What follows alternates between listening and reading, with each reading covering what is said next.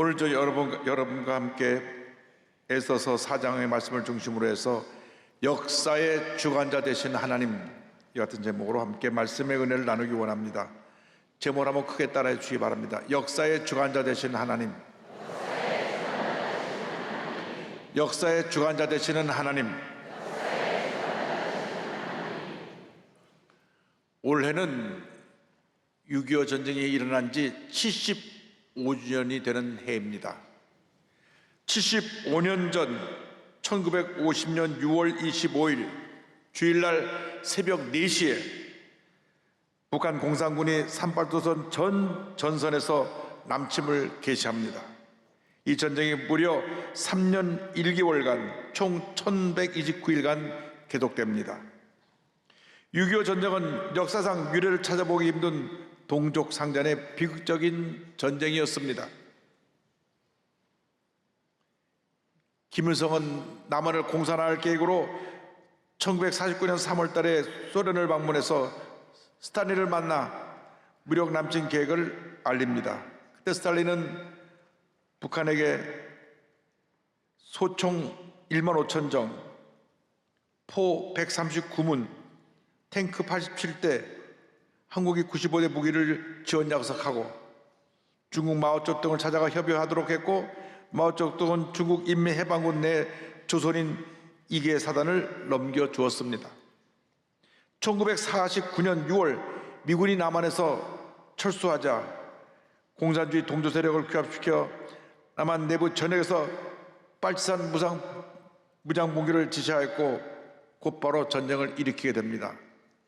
1950년 6월 25일 시작된 이 전쟁이 1953년 7월 27일 정전협정이 체결되기까지 엄청난 희생자를 냈습니다. 사상자 숫자가 남한이 230만, 북한이 292만, 유엔군이 15만, 중공군이 90만으로 총 630만 명이 됩니다. 이에 더하여서 전쟁 미망인이 33만 명, 피랍되어 끌려간 사람이 320만 명, 전쟁구가 10만 명, 월남한 피난민이 약 300에서 500만 명, 이산가족이 1천만 명이 됩니다. 국가 산업의 생산력의 80%가 파괴되고 온 건물, 집이 다 잿더미가 되었고, 우리나라의 그 입은 피해는 천문학적인 숫자로 상상하기 어려운 엄청난 피해를 우리 대한민국에 안겼습니다. 공산군 점령지역에서 그 누구보다도 핍박받고 고문을 당하며 고통을 당하는 사람들이 바로 기독교 지도자들과 기독교인들입니다. 저들이 붙잡혀 순교하고 또 북한에 또 끌려도 갔습니다. 그러나 참으로 감사한 것은 하나님의 은혜로 1950년 6월 27일 유엔 안전보장이사에서 참전을 결정하여 16개국의 전투부대와 5개국의 의료지원부대를 한국에 보냄으로 말미암아 그들이 한국을 공산주의로부터 지켜내고 자유민주주의 국가가 세워지도록 우리를 도왔습니다. 할렐루야! 이 모든 것이 하나님의 은혜입니다. 우리가 믿고 섬기는 전능하신 하나님은 세계 모든 나라의 흥망성쇠를 주관하고 계신 것입니다. 오늘의 말씀은 바벨론의 포로로 끌려가 있는 유다 백성들에게 다가온 위기적인 상황에 하나님께서 어떻게 역사하시는가 하는 것을 기록한 내용입니다. 하나님의 백성에게 이기지 않게 절망적인 상황이 다가옵니다. 당시 아수르의 왕 통치시대 바사제국, 페르시아 제국은 세력이 확장되어서 애굽에서 인도까지 약 127개 지방을 관할하는 최대 강대국이 되었습니다. 아수르의 왕이 주기 3년에 자기 명을 거역한 왕후 와스테를 폐위시키고 전국에서 아름다운 처녀를 구하여 그 중에서 왕비를 뽑게 했습니다. 그때 하나님의 은혜 가운데 바벨론의 포로로 끌려와 살고 있던 유대인 에스더가 수많은 후보자 가운데 새로운 왕비로 뽑히게 됐습니다. 에스더는 일찍이 부모를 잃은 고아로서 바벨론에 와서 그의 사촌 오빠인 모르드게와 함께 지내게 되는데 모르드게가 그를 딸처럼 양육을 했습니다. 그때 아수르 왕에게는 하만이라고 하는 신하가 있는데 왕의 힘을 전적으로 받아서 왕이 모든 사람마다 그를 높여주었고 또 그 앞에 사람들이 무릎을 꿇어 절하게 했습니다. 당시 성문지기로 했던 모르드게는 하만 앞에 모든 사람이 다 절을 했지만은 하늘의 성경은 그의 신앙의 절개를 지켜서 사람인 하만에게 절하지 않았습니다. 하만은 매우 교만한 사람이었습니다. 저자가 누구길래 내가 지나가는데 절을 하지 않느냐? 저자도 조사해봐라. 알아보니까 포로로 잡혀온 유대인이라는 걸 알게 됐습니다. 그래, 내가 저 모르드게뿐 아니라 모든 유대인 포로를 다 진멸하리라. 그래서 왕에게 나가서 말합니다. 여기 문제가 많은 족속이 잡혀왔는데 이 모든 사람을 다 죽이고 재산을 탈취할 수 있도록 허락해 주십시오. 그래서 왕의 허락을 받아 조서를 만들게 됩니다. 그 조서가 전국에 배포되는데 에스더서 3장 13절 14절에 이와 같이 설명합니다. 이에 그 조서를 역절에게 맡겨 왕의 각 지방에 보내니 12째 달 곧 아달월 13일 하루 동안에 모든 유다인을 젊은이, 늙은이, 어린이, 여인들을 막론하고 죽이고 도륙하고 진멸하고 또 그 재산을 탈취하라 하였고 이 명령을 각 지방에 전하기 위하여 조서의 초본을 모든 민족에게 선포하여 그날을 위하여 준비하게 하라 하였더라. 전 지역에 살고 있는 모든 유다인들을 다 죽이고 그들의 재산을 몰수하라고 하는 그러한 조서를 찍어서 보낸 것입니다. 지금도 지구촌 곳곳에서는 하나님 외에 다른 신에게 경배하지 않으므로 많은 핍박과 환난을 겪는 곳이 있습니다. 특별히 이슬람 지역에서 예수 믿는 것은 얼마나 큰 어려움인지 모릅니다. 종종 뉴스가 들려오는 것을 보면 모슬렘 지역에서 교회가 불이 타고 또 학생들이 길거리에서 교회를 다닌다고 습격받아서 죽기도 하고 하는 그런 뉴스를 대합니다. 우리는 그러한 핍박은 없습니다만 어떻습니까? 우리는 눈에 보이지 않는 우상 앞에 절하고 있지 않습니까? 물질의 우상 앞에 무릎을 꿇고 있지 않습니까? 세상의 권세 앞에 무릎을 꿇고 있지 않습니까? 우리가 무릎을 꿇을 대상은 오직 하나님 한 분밖에 없습니다.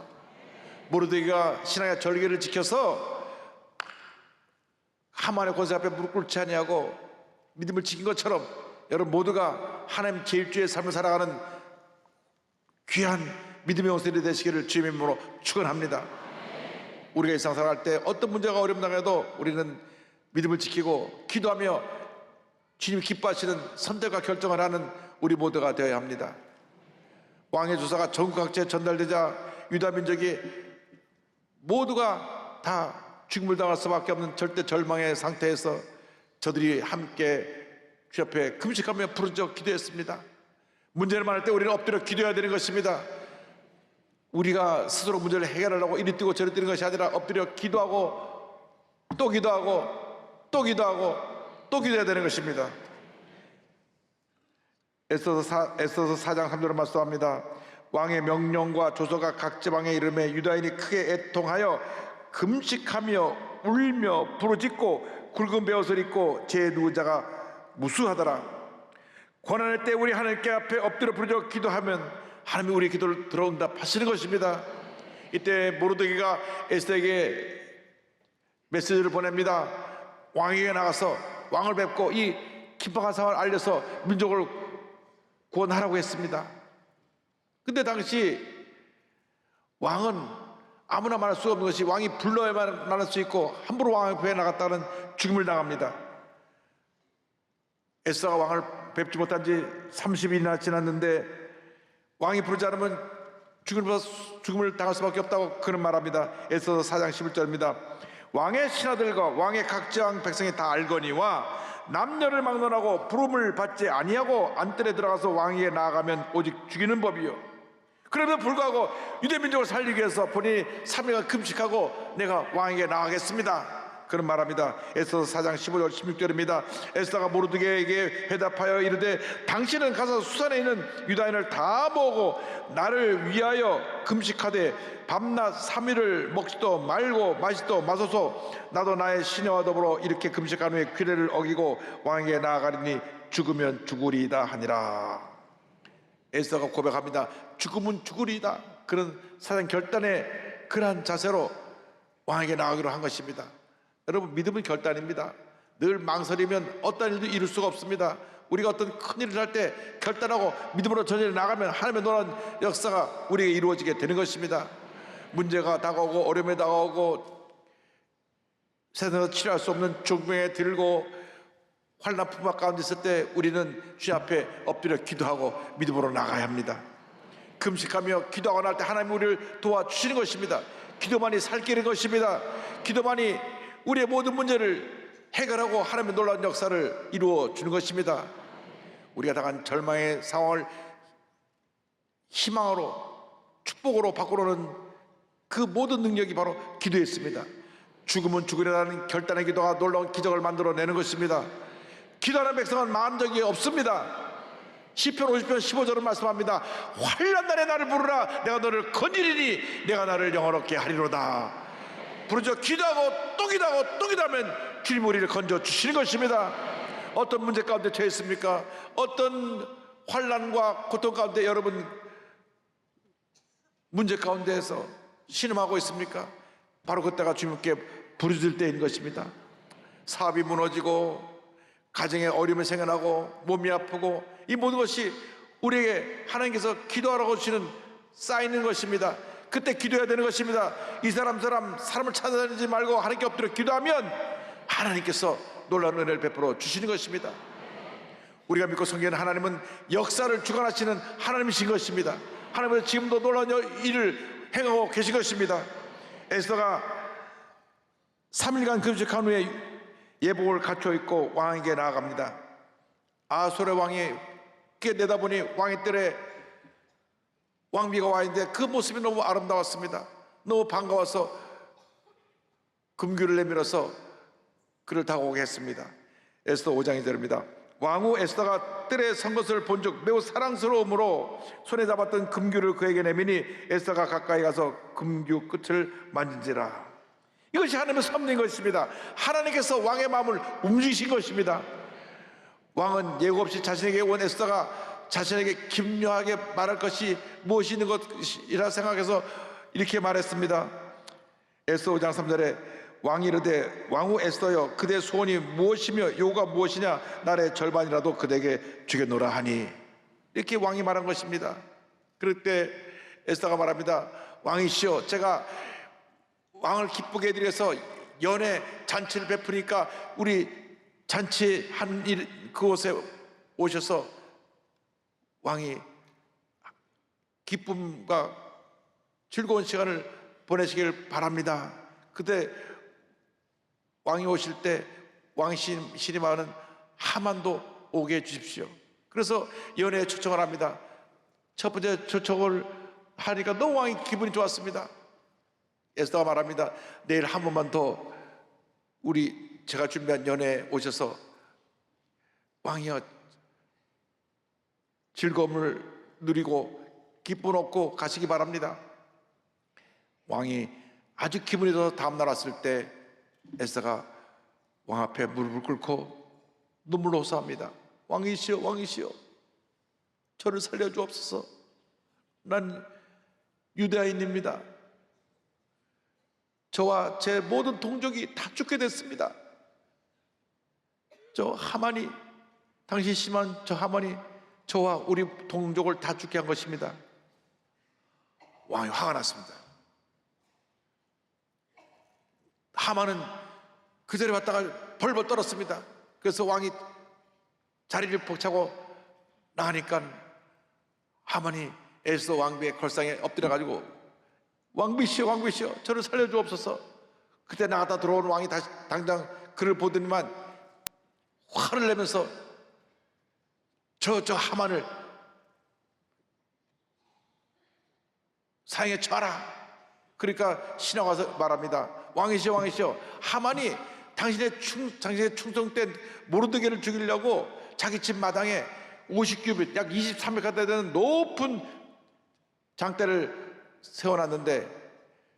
세워놨습니다. 거기에 하만을 달게 하라.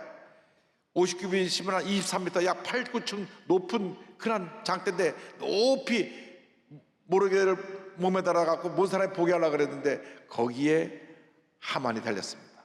하나님의 역사는 이것도 놀라운 역전의 기적을 나타내는 역사인 것입니다.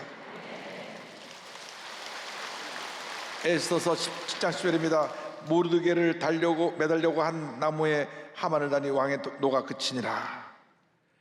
하만을 사형에 처하고 그의 재산을 몰수하고 모르드게를 하만의 자리에 앉히니 모르드게가 왕에게 다시 보고드려서 모든 유대인을 다시 살리는 조소를 꾸며 온 바벨론 제국의 모든 곳에 통보합니다. 그리고 모르드게는 모든 사람에게 존경받는 왕의 신하가 되었습니다. 에스더 9장 4절입니다.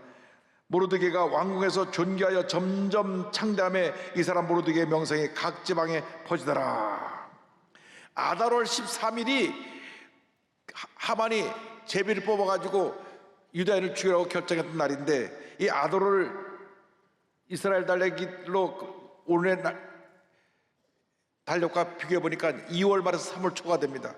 13일 날 유다인을 멸하려고 했던 그날 오히려 하만과 하만 일대들이 다 처형을 당하고, 그리고 그 다음날 그들이 민족의 축제로 지내게 됐습니다. 불임절이라 그래갖고 온 이스라엘 백성이 축제로 그날을 즐기며 가난한 사람을 구자고 섬기는 그런 축복의 날로 만들었습니다. 하나님께서 멸망의 날을 구원의 날로, 절망을 소망으로, 불안과 공포를 평안과 기쁨으로 바꿔놓으신 것입니다. 하나님의 백성들이 통곡의 눈물이 기쁨의 찬양으로 바뀌게 된 것입니다. 기도하러 할 때 하나님의 놀라운 역사가 일어나게 되는 것입니다. 우리가 엎드려 기도하면 하나님이 일하시고, 우리가 스스로 해결했다고 이리 뛰고 저리 뛰면 하나님이 가만히 지켜만 보고 계신 것입니다. 우리가 문제를 만날 때가 바로 기도할 때입니다. 병들었을 때가 바로 기도할 때입니다. 사업이 어렵고 가정에 문제가 생기고 힘들고 어려운 일이 자꾸 생겨날 때 바로 그때가 기도할 때인 것입니다. 하나님 우리의 마음의 뜻과 생각을 다 아십니다. 사람이 갈 길을 계획해도 인도하시는 이는 하나님이시라. 우리가 하나님 앞에 엎드려 기도하고 맡기면 주님께서 가장 좋은 길로, 의의 길로, 축복의 길로 인도해 주시는 것입니다.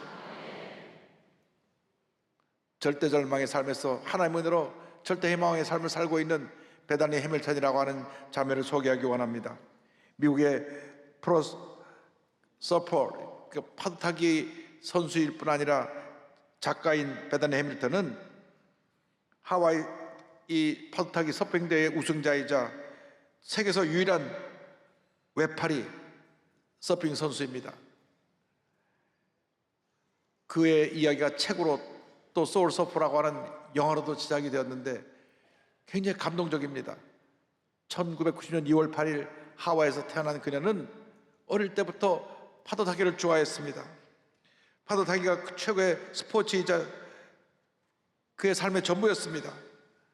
그런데 2003년 10월 31일 그의 나이 13살에 친구와 같이 파도 타기를 하러 갔다가 4m 크기의 타이거 상어가 그를 공격해갖고 왼팔을 물어뜯었습니다. 그 상어와 3m짜리 상어와 사투를 벌이면서 겨우 빠져나왔는데 이미 팔이 잘려져 나가고 온몸이 피를 많이 흘려서 죽음 직전에 이르기까지 이르게 됐습니다. 병원에서 치료받고 그가 깨어났는데 왜 내게 이런 일이 일어나는지, 꿈 많은 소녀가 한 팔이 없는 외팔 인생을 살게 된 것입니다. 그때 아버지가 말합니다. 베다니, 너는 모든 것을 잃은 것이 아니란다. 상어는 너를 죽이지 못했어. 너는 지금도 살아서 사랑하는 가족과 함께 있지 않니? 때가 되면 알게 될 거야. 알게 될 거란다. 그때까지 기도하면서 하나님의 다음 계획이 무엇인지 믿음으로 들으면 된단다. 그래서 독실한 크리스찬 가정에서 자란 그런 하나님께 엎드려 기도했습니다. 하나님, 나를 살려주실 뜻이 어디 있습니까? 어느 날 가족의 권유로 태국 쓰나미 현장에 단기 선교를 다녀오게 됐습니다. 가보니까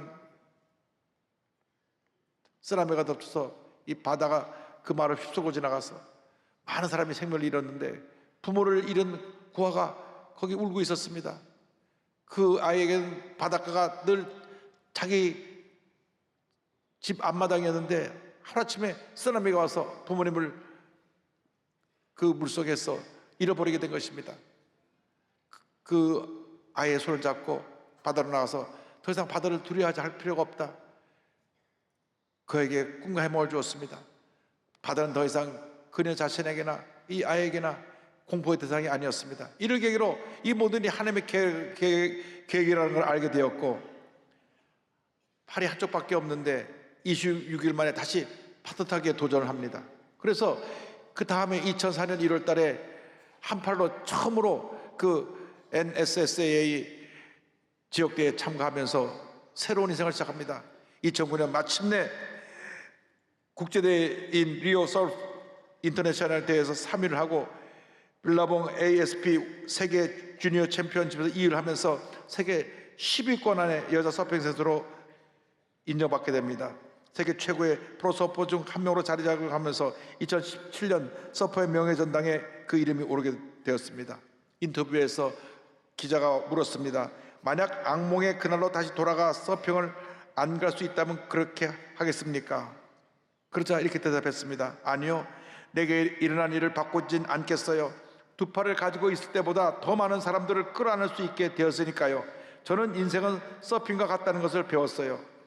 파도가 부서지는 곳에 빠지면 바로 다시 올라와야 하거든요. 그래서 제가 살아가는 원동력은 바로 예수님이에요. 두 팔을 가지고 있었을 때는 그 자체를 실감하지 못했지만 한 팔을 잃고 나서 저를 통해 영혼을 살리고 싶은 하나님의 계획을 알게 되었어요. 그러기에 우리는 파도 치는 바다 가운데서도 파도 뒤에 몰려 계신 하나님을 볼 수 있어야 합니다. 할렐루야. 2013년에 애덤 더크스라고 하는 믿음 좋은 청년을 만나 결혼해갖고 아들만 셋을 낳고 베다니의 친구들이라고 하는 재단을 만들어서 장애인 청소년들에게 예수 그리스도의 사랑과 희망을 전하고 있습니다. 그녀는 이렇게 고백했습니다. 오늘날 저는 아내이자 아름답고 건강한 세 아들의 엄마입니다. 이 진실은 여전히 변함없습니다. 하나님은 저를 사랑하시고 프로서퍼로 살아가는 것은 제 소명입니다. 제 삶의 힘, 정체성 기반은 하나님께서 제게 주신 믿음 안에 있습니다. 하나님과 함께라면 저는 멈출 수 없는 존재입니다. 저는 완벽하지 않습니다. 제 인생에도 정말 힘들고 고된 날들이 있었습니다. 그러나 저는 믿음과 하나님의 진리에 굳건히 뿌리내리고 있습니다. 그래서 인생에 큰 파도나 험한 시련이 닥쳐와도 주님께서 저와 함께 하시고 제 편이 되어주신다는 것을 압니다. 주님 덕분에 저는 멈출 수 없는 존재가 되었습니다. 하나님은 여러분도 그렇게 되기를 원하십니다. 할렐루야. 비록 상황에 물려 한 팔을 잃었지만은 거기서 주님을 만나 주님의 은혜를 깨닫고 다시 일어나서 위대한 하나님의 사람으로 쓰임받게 됐습니다. 에스더처럼 죽으면 죽으리다 절대절망 앞에 믿음으로 전진할 때 하나님께서 그 사람을 변화시켜 위대한 하나님의 역사를 이루신 것처럼 여러분 인생 나가도 어떤 문제가 나고 어떤 어려움이 나가도 약속의 말씀 붙잡고 믿음으로 전진 또 전진하가 여러분 모두 되시기를 주님의 이름으로 축원합니다. 염려, 근심, 걱정할 시간에 기도하고 감사하고 주님을 찬양하며 전진해 나가시기를 주님의 이름으로 축원합니다.